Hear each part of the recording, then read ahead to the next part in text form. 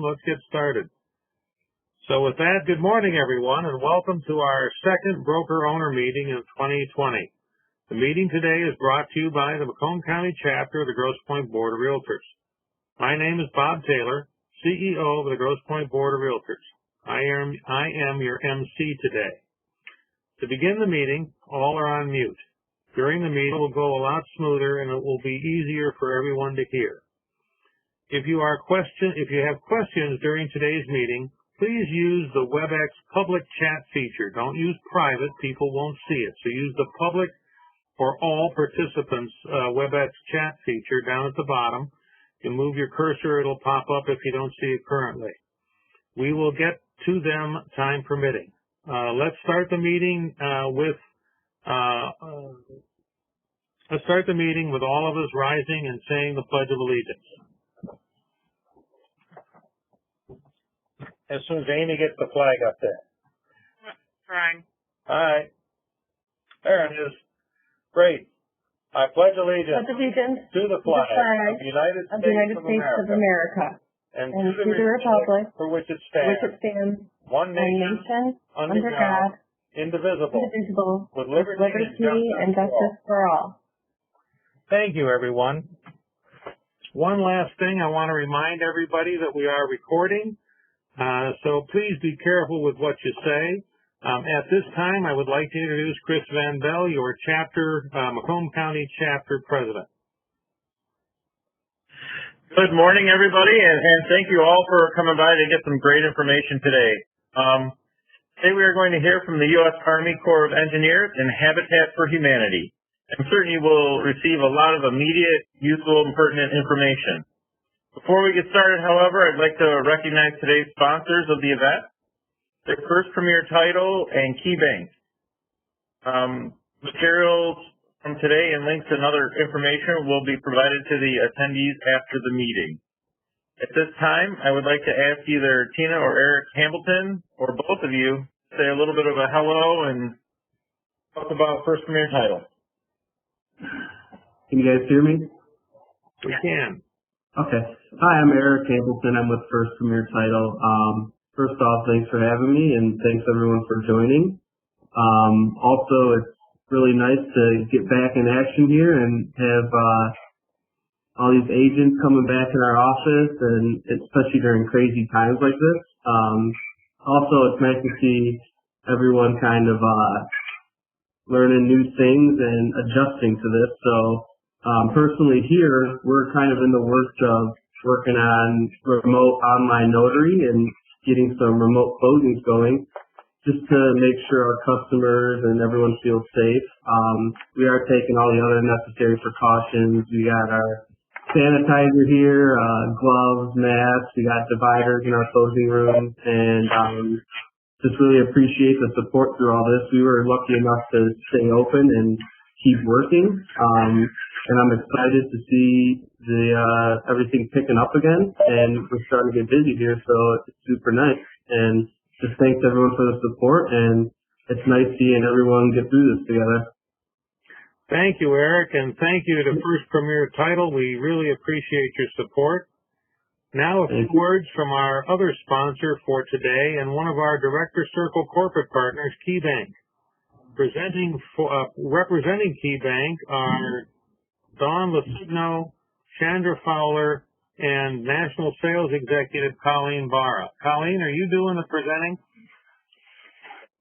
Sure. Actually, I'll just have a few remarks, and I'm going to turn it to Chandra as well. So, are you ready for us? Go ahead. Okay. Hey, good morning, Bob, and obviously good morning, all fellow board members. It really is a privilege for us to be a sponsor here at this meeting today. I think there's a lot of great information ahead, and also thanks for the opportunity to address this group. As Bob indicated, with me is Dawn Lasigno, our Midwest Region Manager, and also Chandra Fowler, who's one of our top loan officers in Michigan. And when I say top, I mean Chandra is someone that is about education. And I think right now, given all the changes in the industry, if you look over the last 120 days, there's been remarkable changes. There's some exciting changes. But I think now more than ever, especially in the home lending business, important to make certain that you, whether you're a broker owner, well informed of changes, whether it's documentation requirements, whether it's funding requirements, as well as your prospective home buyers. So one thing as a reminder, too, I will say that banks during all this time are a clear source of strength, as well as resources, whether you're a saver, whether you're a borrower, whether you're a business owner taking advantage of PPP. We were very proud to rank in the top 10 in terms of helping business owners. So when we think about being a source of strength, it's also about being a resource to all of you. And then finally, echoing some of Eric's comments as well as Bob, your comment with respect to a lot of optimism. You look at the May housing numbers that just came out. We're seeing it with our own clients wanting to get pre-qualified, looking to put their house on the market. And so let's hope that yesterday's news on May home sales is just the start of something great when we look at possibly a delayed purchase market headed into the summertime in the fall. And so with that, I'll turn it over to Chandra, just a couple of quick comments. And Chandra, I'll turn it to you. Thanks, Colleen. Good morning. As Colleen mentioned, I'm Chandra. I'm with KeyBank Mortgage. I've been with Key in the industry for over 10 years. These last few months have definitely been full of rapid changing investor guidelines and very interesting.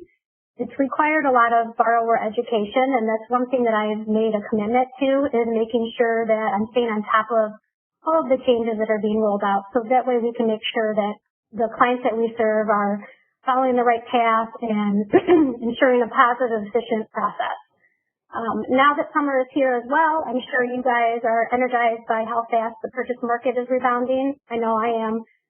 So just please note that KeyBank is prioritizing purchases in this low rate environment. We are committed to making sure that we hit contract dates. It's very important. We understand that. And then just know too that we still have our portfolio lending, which will open the door for a lot of different options and help the client fulfill their dreams.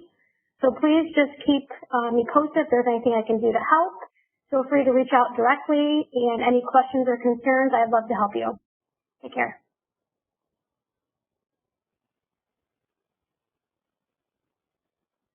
Thanks to KeyBank for your support. Am I muted? No, I'm not. Okay, good. At this time, I would like to introduce, I'm not sure Carol's here. At this time, I would like to introduce Helen Hicks, President and CEO of Habitat for Humanity Macomb. Helen? Good morning. Thank you so much for having me here, and I want to especially thank Kathleen Keltner for inviting me to speak today. I don't know if you guys know this, but Habitat provides community, homes, and hope in Macomb County specifically. So that's why this is a great group for me to talk to. And we provide a hand up, not a handout. So what do we really do? I think there's going to be some things that will surprise you. First of all, you all know that we build homes and we renovate homes, and these homes are very affordable. We're engaged in about 9 projects in Macomb County. There's at least one of those homes that will go on the open market, and we normally work with 3-tier realty, but once that hits the market, I hope that you will send folks our way. So that's something that you can help us with. Another thing that we do is we do credit repair. So let's say you're working with a client and, they're just not, maybe their credit score is somewhere between 400 and maybe 590, something like that. Send them our way. We'll be able to get them into a program and help them. Another thing that we do is we have a deconstruction program. So if you know someone who needs their kitchen basically gutted, their bathroom gutted, we send our team in. We quickly, bring that product out of those bathrooms and kitchens, and we bring them back to our restores. And then we sell them. So not only do we do the labor, but we also gain that product, and that product is very hot in our restores. So speaking of restores, we have 2 restores. They're both on Van Dyke. One is at 20.5-mile road, and the other one is at 9-mile road. So one thing, for example, for you, if you run across a client who needs their home cleaned out before it can be sold, like they have all this product there, furniture, things like that, we will come in and take it out for you.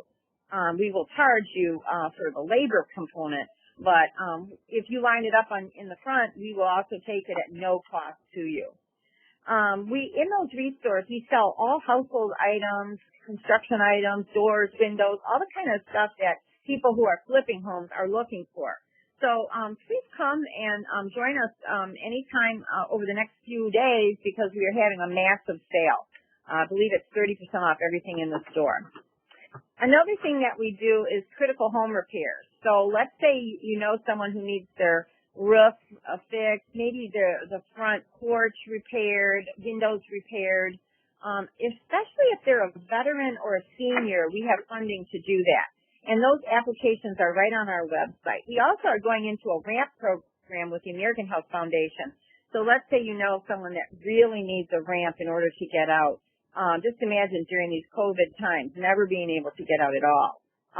So we help with that as well. And then sort of an odd thing out there, we occasionally get homes donated to us that don't fit our model. Our model is a 3-bedroom, 1-bath home with or without a garage, normally without. And sometimes we'll get a home that's a 2-bedroom or whatever. Oops. Okay. There she is. Helen, we lost you for a second. Okay. Can everyone hear me still? We can now. Go ahead, please. Okay, great. Basically, at Habitat, we provide a lot of hope to people. So folks that are maybe paying $1,200 a month for rent, we can get them into a house where their house payment is definitely below $1,000. Usually it's somewhere between $750 and $900. So we can save them hundreds in their monthly costs, and that helps their life, as you can imagine.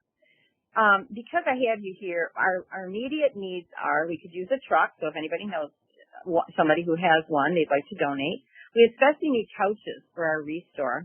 And again, we have a home that's about to go on the market on Stephens in Clinton Township, so you might want to send some clients our way as soon as you see that listing. And we're hiring. We need a warehouse associate. I figured as long as I had all of you out there, you might know somebody, a strong person who might want to come and help us, and it includes benefits. Just as a side note, I am selling my house, and I'm located in lovely Mount Clemens on 118 Lincoln Street. So keep that in mind as you go out there. It's a beautiful historic home. So everything that I talked about, if you want to jump on our website, then we can get those applications out to your folks. If there's anything we can do to assist you with the homes that you're currently selling, please call us, and I'm happy to answer any questions. Helen, we're going to have questions a little bit at the end, but while I've got you, you had mentioned when we visited this winter that you need a new location. Has that need been taken care of so far? You guys, we're moving on Wednesday, this Wednesday, that would be tomorrow, to the CoLab in Mount Clemens. So, of course, just as we're moving to Mount Clemens, I am moving out of Mount Clemens. It's so comical. So. All right. Well, I'm glad that's been taken care of. So thank you very much. Thank you. If you would like more information or perhaps work with Habitat for Humanity Macomb, go to their website, macombhabitat.org, or call 586-263-1540. All right. With that, let's start this out with some interesting comments. Flood fighting 101. That topic intrigues me. Water level forecasting for Lake St. Clair, regulations and permitting. These are 3 topics on which the U.S. Army Corps of Engineers will touch today. In attendance from the Army Corps of Engineers are Crystal Walker, Emergency Management Specialist, aka Flood Fighting Specialist, and Missy Kropfretter, hydraulic engineer with the Water Level Forecasting Office. She's our water level prognosticator. Ladies, before you get started, thank you for everything that you do for us. Please go ahead. Thank you, Bob. As you said, my name is Missy Kropfretter. I am a hydraulic engineer out of the Detroit district. And much like we were kind of chatting earlier, Lori, who is going to be boating this holiday on Lake St. Clair, I'm a born and bred St. Clair Shores girl. Grew up in St. Clair Shores. I even went to school at Wayne State, so I'm about as east side, South Macomb as it comes. I also am an avid outdoorsman. I like to fish and recreate on these lakes, and I also witnessed Lake St. Clair going from its record highs in the mid-'80s. I recall those driving along Lakeshore to the record lows and now we're back again at record highs. So hopefully I can offer some technical side of this as well as, the local and personal side. So one thing that I learned the most when I came to the Corps of Engineers is that there's more to the Great Lakes than Lake St. Clair. I was shocked. I thought Lake St. Clair was it, right? This is where I grew up. This is what I do. And then my horizon started expanding as they started, going around. And the point of these flows is to kind of just show that, well, we're experiencing high water around here. It's happening across all the Great Lakes. So these are just photos. So near Canal Park in Duluth, you got Lake Superior that's getting battered. Then you've got Lake Erie. I mean, those homes, that was on the cover of this presentation. That's just, it kind of makes you hold your breath as to, what storm is going to take out that last bit of seawall and affect my home. You go to Lake Ontario. I mean, every lake is feeling this right now, and it's a crisis across it all. So I'm going to be talking about water levels. I'm going to try and not get too technical to bore anybody, but just to give the context of what I'm about to present. We don't talk about depth. We talk about elevation above sea level. The Great Lakes has its own datum because we're that amazing and we're that large. I will refer to Lake Michigan Huron as one lake because when we forecast them, they are connected through the Straits of Mackinac, so they behave and rise and fall as one lake. The way we collect data and what we report on as far as... Oops.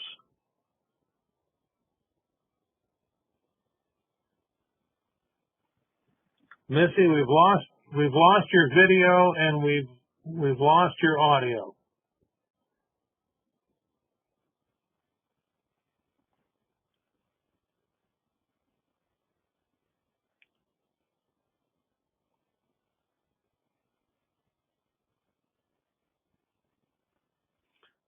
So I'm going to attempt to fill in. If you can see from the screen, it's based on still water, not influenced by meteorological forces, which would be the tides. Based on network of water level gauges, apparently they have around the area, and the Detroit District Army Corps of Engineers is the keeper of official monthly water level statistics going all the way back to 1918. Interesting. Coordination occurs with environmental and climate change in Canada. The primary drivers of water level fluctuations are changing weather patterns and resulting fluctuations in water supply. Crystal, are you available? I am. If you give me the presenter role, I actually have Missy's presentation, and I'll be happy to butcher it in her stead. Great. If we can switch that. Working on it. Can you have to find you in the list? You can see the level of trust that we have in our network. Well, and it's interesting. We've encountered this with WebEx, which I know is a preferred process for you guys because of its security. So we understand. There you go. Okay. There we go. Okay. You can see my presentation? We can. Okay, beautiful. Okay. So thank you for filling in for that particular slide. You did a magnificent job. Really the big point that we like people to take away from this particular slide is that when it comes to water level fluctuations, the primary driver that we're watching when it comes to forecasting is changing weather patterns and the resulting fluctuations in water supply. So when it comes to the Great Lakes Basin, as Missy alluded to, we tend to get really wrapped up in what's just in our backyard, the single lake. But as a whole, the basin is incredibly massive. And so if you look at the figure on the right, any rainfall that falls either on the lakes or in the green area is part of that basin. So it's a huge area and it's a huge catchment for an amazing amount of precipitation. If you look at the figure on the left, you can see that in addition to being huge from an aerial top-down point of view, it is huge when you think laterally rolling from Lake Superior in the north all the way out to the Atlantic Ocean to the east. There's several drops in elevation along this this flow path, and oh, there's Missy. And in addition to that, there are 2 points where outflow is regulated, not controlled, but regulated. The first is at the Sioux Locks, at the confluence of the St. Mary's River and Lake Superior. And then the second is where Lake Ontario enters the St. Lawrence River. So, Missy, are you back online? I believe so. Can everyone hear me? Yes. I can hear you. Thanks, Crystal, for picking that up. I don't know why everything dropped out there. Sometimes I guess I'm a bit... Would you like me to continue presenting? Yeah, do you want me to just speak to them and you click, I guess? Sounds good. I don't know why that dropped out. So if it happens again, I would say you run with this. Okay. Okay, so I just talked about the outflow regulation point. Okay. Probably poorly. No, not at all. In fact, I see a question on that. So, what is regulated versus controlled?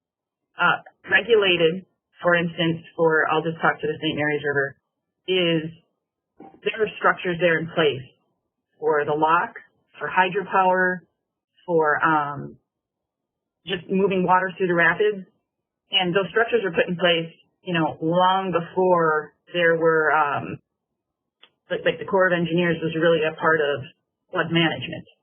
And so what we have to do is estimate a volume of water to let out of Lake Superior through the St. Mary's River, because the St. Mary's River was there first. So it's regulated. It's a piece of the puzzle that affects the water levels, but we do not have ultimate control because the lakes still rise and fall, and there's a hydraulic differential between the two that is still through the St. Mary's River, if that makes sense. So the next slide then, if we want to move on from regulation. So how do we cover this huge area, that's 200 square miles and is just so vast? Well, we have to work with our partners from the north. So our Canadian partners are just as much of a stakeholder as we are. This great resource is international, and we work ad nauseum to correlate and make sure we're putting the best data out available. So what we have are Canadian stations in green, the U.S. stations in blue. And we work and coordinate the data I'm about to present to you literally to the centimeter.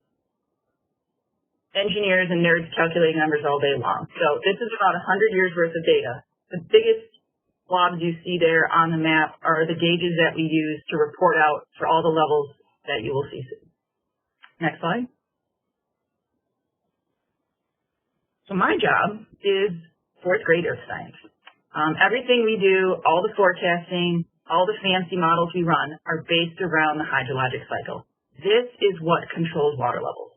So in the wintertime, the snow is falling, the ice is occurring, there's very little runoff, the lakes end up falling, and then in the spring, things warm up, that snow melt occurs, water starts to warm, we get increased runoff. The summertime, those lakes are starting to warm up, and the increased sunshine helps that, so in the fall, when the cool air comes in, you get more evaporation. And the evaporation is what really causes levels to start their seasonal decline. So this is the ebb and flow. There's a seasonal rise. You go to the next click here. This is like an average seasonal routine that we see from January through December on all the Great Lakes. The timing of the peak is a little off, up far north in Superior. It peaks later in the season because of the conditions.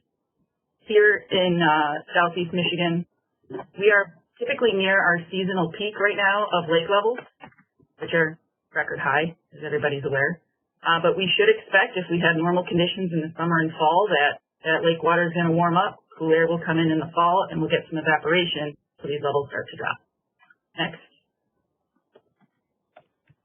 So this is just like a breakdown, like a schematic of how we take those conditions into our models, and this is how we break them down and the numbers we start assigning to give you a forecast of where we think levels are going to be within the next week, month, and up to 6 months out. Next one.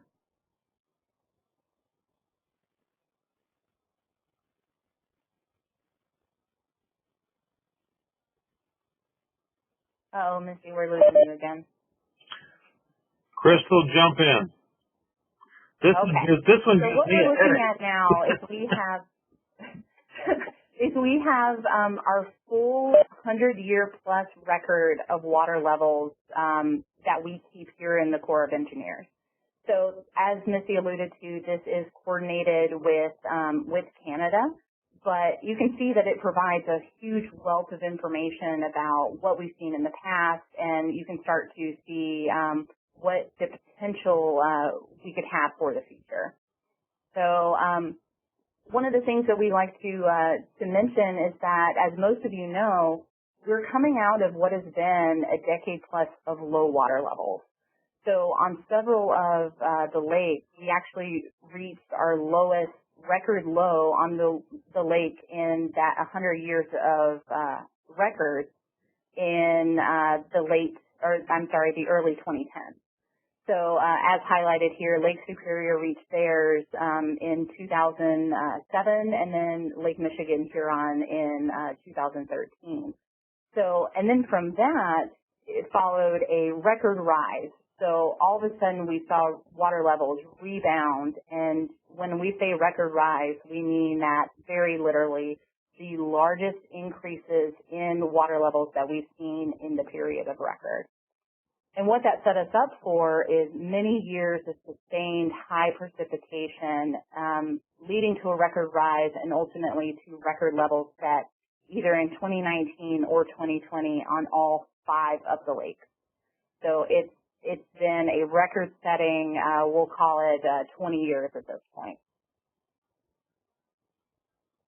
So when we get down to why levels are so high, it ultimately comes down to those weather patterns and fluctuations in water supply that we talked about briefly. It's just been incredibly wet. So we've had many seasons of above average rainfall, and then sustained over time. That has led to the lakes not being able to evacuate the water faster than it's being introduced into the basin.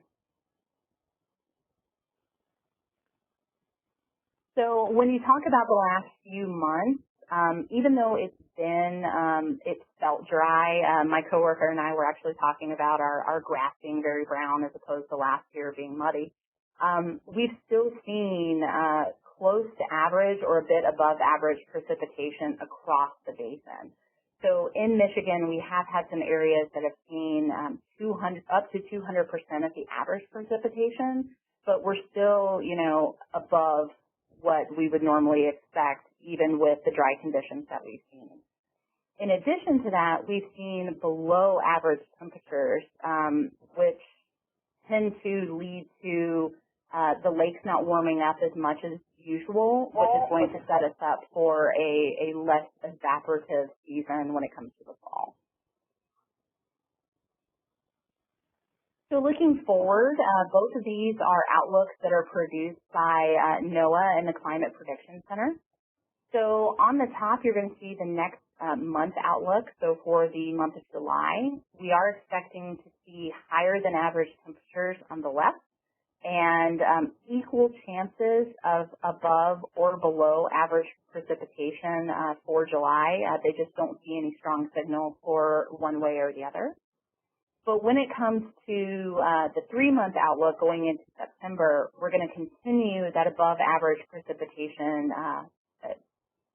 conditions, and then we're also going to continue that equal chances, maybe tiptoeing into above average chance of precipitation going into the fall.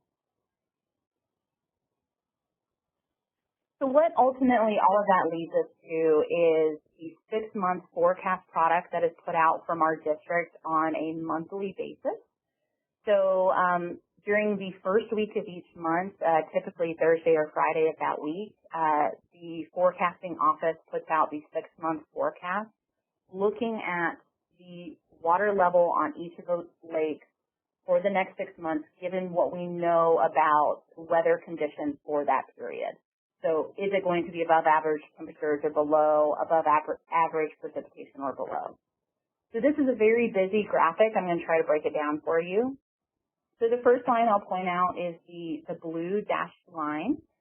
This is our long-term average for this particular lake and it's drawn from our 100 years of water level records. The red line is what we have seen so far in 2018, 2019, and 2020. So immediately you can see the huge difference between average and where we've been for the last couple of years. The dashed lines above and below the lines, the blue and the red, are the low and high records and the years they were set. So, for example, if you look at January of 2020, that high record was set in 1986, and our water level in January of 2020 was very close to meeting or breaking that record from 1986. So, the yellow box calls out the records that were set. This is specifically Lake St. Clair in 2019. So we did set records in 5 separate months. And then if you look at the forecasted area to the right in 2020, signified by the dashed green line, you can see what we're expecting water levels to do in the rest of this year. So for June of 2020, you can barely see, but our our forecast is looking to break the record set in 2019 by just a little bit. But then we're going to be below the record set in 2019 for the rest of the year. Below record, but definitely still very high. So very busy figure, but you can, it starts to tell the story about where we've been and where we're expected to go. So this is another product that is produced by the same office. It is also the 6-month forecast displayed in a different way. So in this particular case, the purple dots signify the long-term average. The blue line is 2019 and the red line is 2020. The forecasted level is indicated by the green dot, and you can see the error bars that signify our uncertainty about what weather conditions will be occurring. As we go further out, the error gets a little bit greater just because weather does its own thing. So another way to display the same type of information, I personally like this one more, but what you can really take away from this one is for Lake Superior, we are tracking below last year's levels, so that's been an improvement on that lake. But you see the inverse is true for Lake Michigan Huron. They are actually experiencing their record-setting year this year as opposed to last. And then for the rest of the lakes, Lake St. Clair is tracking about where it was last year, if not a bit higher. So we are going to be flirting with setting records in the next few months. Lake Erie, again, the same story, flirting with setting records, but perhaps just below. And then Lake Ontario, we're far below the records that were set last year and hopefully trending more towards that average. So one product that is put out in addition to this is produced on a monthly basis, and it is a what-if scenario that goes out an entire year, so 12 months from the time that it's produced. So you can see that the forecast, so the forecast is indicated by the orange cone, and then the range of scenarios that are possible in the next 12 months is signified by the gray cone. So the way that we get that range is by looking at all of the different combinations of factors that have occurred in the last 100 years of records. So what if we take today's water level and then add a very, very dry year? Obviously, we expect water levels to decline. What if we take this year's water levels and then start adding very, very wet conditions? We expect that water levels to increase. So the blue line is wet conditions on top of current conditions, and then the purple line is dry conditions on top of current conditions. So, and you can see there's a huge gap in between those, but the big takeaway from here is the long-term average is signified by the dotted line in the center. Even given dry conditions into the next year, we are still going to be far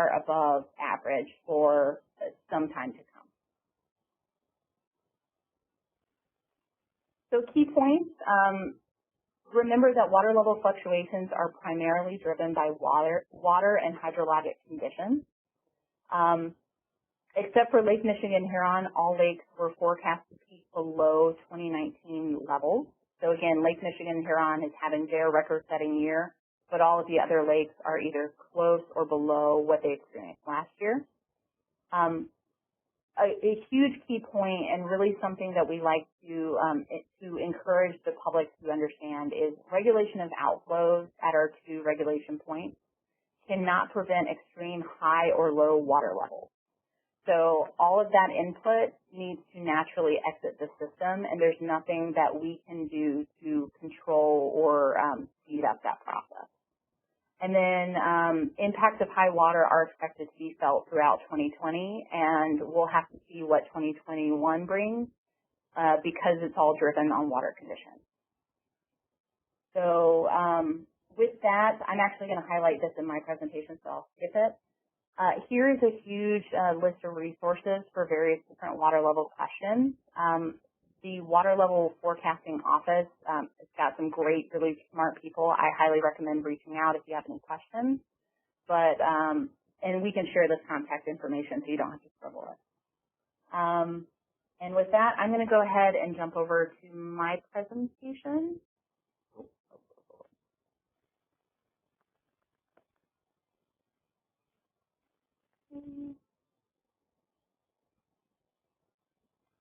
Okay, can everyone see the new slide, Great Lakes High Water? Yes. Perfect. Okay. Yep. So I didn't get a chance to introduce myself. My name is Crystal Walker. I'm an emergency management specialist here in USA's Detroit District.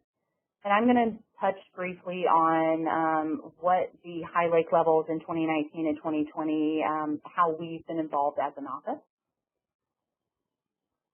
So we talk a lot about water levels and what we expect, but ultimately a lot of the questions we feel comes down to how can the Army Corps of Engineers help my community in a time of flood?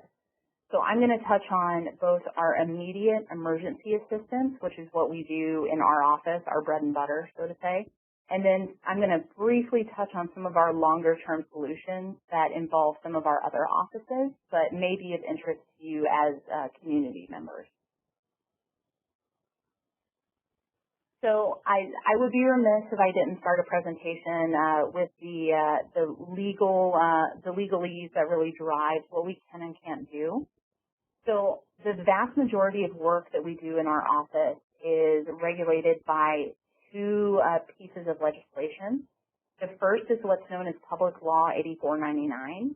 This is an inherent Army Corps of Engineer authority, and it allows us to get involved and provide support at the local level when the local level is experiencing some kind of event. So typically it's flood, but we can get involved with earthquakes, with hurricanes, wind events. You name a disaster, there's probably some way that we can provide at least a bit of support. All of this is funded through core funding, and it is all our own authority. It's self-regulated, self-funded, what we do in our day job. The second piece of legislation is what's known as Stafford Act. So when you see the Army Corps of Engineers on the TV with, the red shirts and the castle, we're typically out in the field providing support under the Stafford Act, and this is in conjunction with FEMA. So this is actually FEMA's authority and FEMA funding. So we provide support to them specifically at their direction, and almost always in cases of large-scale disasters. So think the massive hurricanes or the massive earthquakes, those types of events that immediately overwhelm local resources, and the federal government provides support in that. So the reason I touch on both of these is that when it comes to high lake levels, that particular event is not a Stafford Act event. So FEMA is not involved under that authority, and thus we are providing support under our own authorities, specifically Public Law 8499, and all of the capabilities and limitations that are outlined therein. So when it comes to the rest of this presentation, I'm talking about our own authorities. We are, of course, great partners with FEMA, but that is not the umbrella that we're working under for this event. So the key points about Public Law 8499, as I mentioned, it's the authority that allows us to get involved with emergency operations in communities. But the big takeaway here is that we are a federal government agency, and so all of our assistance is meant to supplement resources that are expended at every level below us, so state, county, and local. Because we have that requirement that all resources are being expended at those levels, we can only provide support to a particular area if we receive an official request from the state. So while we invest in our partnerships at the local level, and especially the counties with their emergency management agencies, when it comes to the paperwork, it must be state to Army Corps of Engineers for us to get involved. So we've been doing this presentation for quite a while now, and we definitely know the common questions, so I like to go ahead and address one from the start. They say never lead with a negative, but here we are. Under Public Law 8499, we have no authority to address erosion concerns. So there are some programs that I'm going to briefly touch on that can address erosion within the Army Corps of Engineers, but when it comes to emergency response, we cannot address erosion.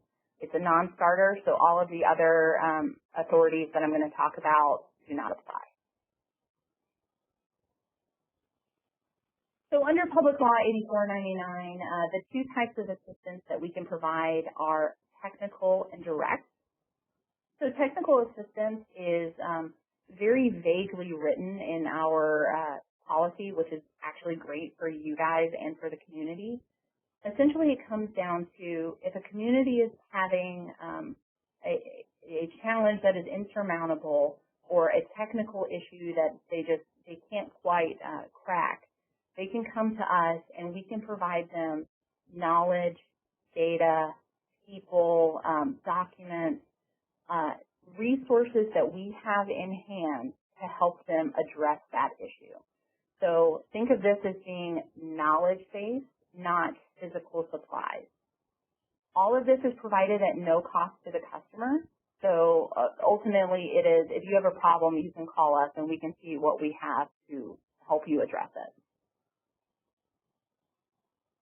So one of the cool subsets of technical assistance is every district has a trained flood fight team that we train on an annual basis to actually enter communities and either train them on flood fighting techniques or act as advisors in the field for some of those more challenging flood fighting issues. So both of these pictures were actually from 2019 in Jefferson Chalmers, Detroit. So you can see that there have been some communities that within the past year have had significant issues. And so at this point, we are very well trained in lakeshore flooding issues, and that is an asset that we can bring to bear in a particular community. So right now, our Emergency Operations Center has been activated for over a year, and we are providing technical assistance to 13 counties in Michigan, 15 total in our area of operations. And what we typically provide technical assistance for is sandbagging. So when it comes to temporary flood protection, sandbags are your first step always to see if they are the first method that can address the problem. So when we enter a community and they're experiencing flooding issues, the first item that we like to address with them is proper sandbagging technique, so the flood fighting 101. There is a proper way to do it, not only to save your back, but also to save your resources and your time. So for example, did you know that every sandbag should only be filled about 1/2 to 2/3 full? If you underfill it, then you're wasting resources. If you overfill it, then it doesn't provide the same level of healing as a structure because it's acting too much like a brick. So that one half to 2/3 is really your sweet spot for saving your back and also getting the best structure that you can. Additionally, you don't always have to tie a sandbag.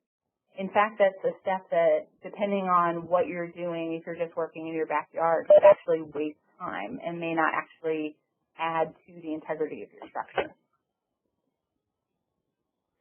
So in addition to that, if you're not tying a bag, there is a proper way to tuck the flaps so that they actually stay in place. So it has to go with or against the flow of water so that any water running by does not catch it and unfurl your bag. And then also, did you know that the optimal structure for a sandbag levee is a pyramided shape? It provides a stable base so that the structure can hold up to conditions, especially extended saturation. And this structure is also really great for waves because it's much more sturdy than a taller, narrower structure. And finally, putting your structures, wrapping them in plastic actually prolongs their field endurance. So UV rays can really beat down on sandbags over time. As I mentioned, this event has been going on for over a year, and we definitely know properties that have had the same structures in place for that entire time. So plastic really helps you maintain that structure for as long as possible. But of course, plastic, it has its own proper procedure. You don't want to completely wrap the structure, or you can actually make it extra slippery and it'll roll away from you. And the plastic needs to be weighted. So it's not as simple necessarily as getting in your backyard and throwing down some sandbags. You really need to put a little bit of engineering thought into it to get the best, most effective structure for your effort. So again, we've been very busy over the past year and a half. So you can see some of the things that we've been doing. We've been out and about in various communities. You can see the bottom left, there have been some significant infrastructure challenges. So we've been really trying to get out and apply creative solutions to those. So all of that was technical assistance, again, us bringing knowledge to bear to help solve problems. The second type of assistance is direct, which is us providing physical supplies to help with a flood fight effort. So those are in the form of sandbags, plastic sheeting, and HESCO. This one has a few more, we'll call it conditions with it. So direct assistance can only be applied to public infrastructure. So as the federal government, we do not provide supplies directly for private homes or businesses, but think broader community type solutions. These supplies are also provided on a reimbursable basis. So at the end of the event, they will need to be either returned or reimbursed to us. And finally, they do have to be picked up from a core staging area. We cannot deliver them to the site where they will be placed.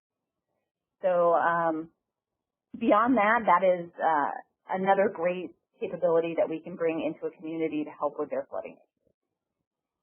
So here's an example of a direct assistance project that we assisted with in 2020. This is also Jefferson Chalmers in Detroit, and it was the placement of a very long stretch of HESCO barrier. So, so physical supplies in a community under direct assistance authority. So, and I'm going to fly through the rest of this because I know we're short on time. So under Public Law 8499, as I mentioned, we cannot address erosion. But within the Corps of Engineers, we do have several programs that can. And so we want you to keep us in mind, even when it comes to erosion, we're not your emergency resource, but there are programs we can bring to bear. We are a regulatory agency, and we do have responsibility for permitting along the lakeshore. So please keep in mind that if you are a homeowner or if you're working with a homeowner that is having erosion protection put in, or something along those lines, that they do need to look into a permit from both us and Eagle. So I've listed a website here for material for how to get that accomplished. We also have a whole catalog of long-term solutions that can address erosion at a community scale. So the link here goes to our full category or our full catalog of programs, but I'm going to highlight a few. So under our continuing authorities program, section 103 and 205 both can address erosion and lakeshore flooding issues. But the big thing that we wanted to point out from this figure is that a lot of these programs have cost shares. So, for example, you can see section 103, it is 65 federal, 35 non-federal. So we're really going to be looking for community investment as part of these projects. And because of the cost share and the long-term or the large money amounts that we're talking about, there could be long-term wait time to get these projects completed in a community. So just highlighting again section 205, again there is a cost share. And then if you look at the bottom, the timeline, you're looking at 2 to 10 years to project completion if it's approved and funded. So again, these are not emergency solutions, but we want to be very honest about, you know, this is something we can do. So if it makes sense in your community, please reach out to us. We can also do studies to look at what is going on in your community and leading to a particular flooding issue. So in this case, this program is actually 100% federally funded, and it produces at the end of it a study that addresses solutions for a particular problem. But again, I want to bring your attention to the timeline, 1 to 2 years to completion if approved and funded. So again, another item that if you're interested, let's talk about it and see if you are a good candidate. So my key takeaways, as Missy alluded to in her presentation, 2020 will see a continued pattern of record or near record lake levels. And what is 2021 going to bring us? How do we prepare for conditions that we are not quite able to forecast yet? We are partnered with the Michigan State Police Emergency Management and Homeland Security Division and your county emergency management programs. We're quite buddy-buddy with a few of them, given how long this event has gone.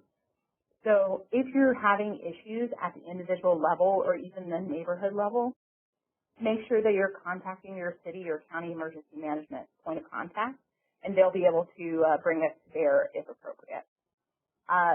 Make sure that you're looking into permits as appropriate if you're working along the lakeshore. And keep us in mind if you do have community issues that are not quite emergency, but may have solutions that we can help with, either through 100% federally funded or cost share federal program. So this Living on the Coast resource is one of our favorites to recommend to the public. It has a lot of great information about flood fighting, about erosion, living on bluffs, all kinds of great things about dealing with these Great Lakes and the force that they can be. So we highly recommend this.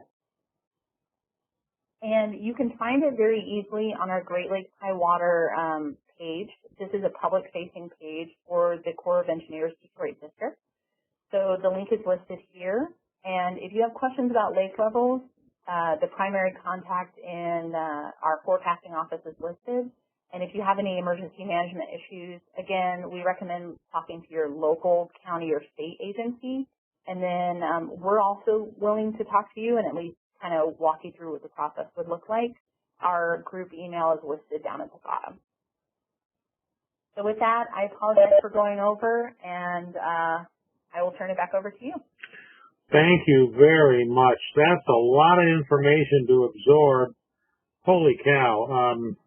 I don't know where we start. Do we have any questions from the group? I know that some were asked. There was a question about the slide information. Missy said that we would be able to have the links that were presented, so we're in good shape there. Anything I might have missed? Were there any other questions, Allison, that we didn't get? No, Bob, not yet. Okay, so we're going to continue to see if they come in. If they don't, that's fine. Now that we're through that, let me first of all thank very much the Army Corps of Engineers and certainly Helen Hicks from Habitat Macomb. Greatly appreciated. Thank you for our sponsors. I do want to make a couple brief announcements and then we'll conclude. We are going to keep the webinar open until as late as 10:30 for those who may want to stick around and network, but we do have coming up the NAR Convention and Expo. It's going to be virtual this year. Stay tuned for information about attending, which is likely to be free. Great speakers and loads of useful information will be presented. Our 30th annual golf outing is September 14th at Downey. It looks like it's still a go. Watch for details. Also want to mention that the red wine and regulation, which we present typically on the first Thursday of the month, will be the second Thursday of the month because 4th of July is coming up. And with that, see if we have any other questions. Nope. Okay, with that, I'm going to turn the meeting over to Chris Van Bell, who's going to go ahead and close it out.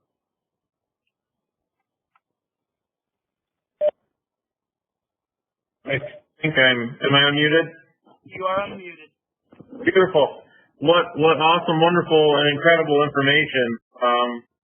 I just want to mention to everybody that the chapter regent elections are coming up. So if you have anyone in your offices that you want to tap on the shoulder and think they'd be awesome to help us out, send either myself for the Macomb chapter or Chase Wakefield, send him email, text, or however, let us know that we're going to be doing our regent election soon. So anybody in mind at all, send them our way. Again, thanks to everyone for attending. Thank you so much to our sponsors and our presenters. It looks like we have questions, Bob. Or would you like to adjourn before we get the questions? We have a couple of questions from Anne-Marie DeRozier. Anne-Marie, go ahead and unmute yourself, please. Great. Can you hear me? Yes. Super. One is for Helen. Helen, we lost her audio when she said if a house doesn't fit Habitat's criteria, and then we lost that information. So one question for Helen and then one for the Army Corps of Engineers. And I'll just ask both questions and let people answer who they want. For the Army Corps of Engineers, I'm dealing with people who do own lakefront property, both in Macomb, actually not both, Macomb, St. Clair, and Sandbagging County. And sometimes the local government is hesitant to want to involve the Army Corps of Engineers, and so I'm not asking for the Army Corps of Engineers if they would be an advocate. But how does the average person whose local government does not want to involve the Army Corps of Engineers deal with the Army Corps of Engineers? Those are both my questions.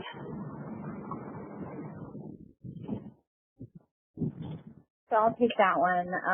That's a very good question. So you are correct. We cannot necessarily advocate, but what we do is we take calls from every level. So it is not uncommon for us to answer questions from the public. And if we field questions from the public, we will pass them along to the other agencies. And, you know, hey, Sandbagging County EM, we received this call. Do we need to talk about how we can get involved? Are you interested? Are you aware of what our authorities are? And then, unfortunately, at that point, it is really up to them to kind of take the next step and make that decision. We cannot intervene at levels below us unless the request has come all the way through the process. So I would say start with us. If we have resources that we can provide to the homeowner, you know, there's a lot of great YouTube videos on sandbagging. We have a brochure that we can share. We can give some general information that doesn't require technical assistance. And for anything more, we will contact that resource, but it is ultimately up to them to make the decision. So hopefully good and bad answer. Helen, can you unmute yourself? It looks like you're in the car, so maybe we don't want to have you necessarily responding. But Anne Marie, would you go ahead and ask your question again?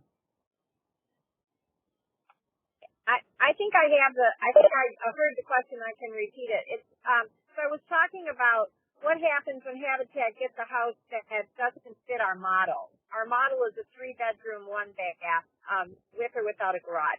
So what we do is we have a list of people that we send out just a quick little blurb about the house that's been donated, and then generally people will say, well, I'd like to come through and look at it. Our only requirement is that if you're a realtor, you put it up for sale, but you have to list in there that it must be sold to a low-income person. It can't be sold to an investor. That's a big thing for us.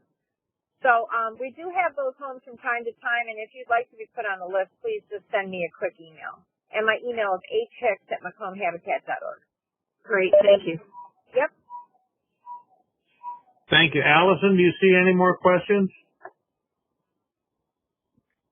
No, I don't, but I was going to type Helen's email in the chat. Was that hhicks@macombhabitat.org? Yes. Okay. I do not see any more questions. All right.